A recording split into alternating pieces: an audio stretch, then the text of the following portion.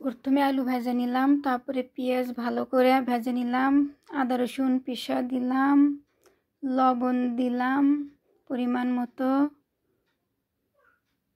হলুদের গুঁড়ো দিলাম, মরিচের গুঁড়ো, মশলা, গরম মশলা, তেজপাতা, দারচিনি। তারপরে ভালোভাবে নেড়ে নিলাম। এরকম মুরগির মাংস দিলাম। মুরগির মাংসটা আগে থেকে ফ্রিজে একটু রান্না করা ছিল, দেশি মুরগির মাংস।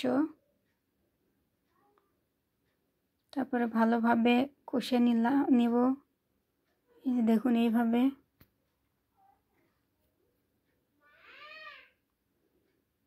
একটু পরে আলু দিয়ে দেব, ভাজি করা রাখা আলু।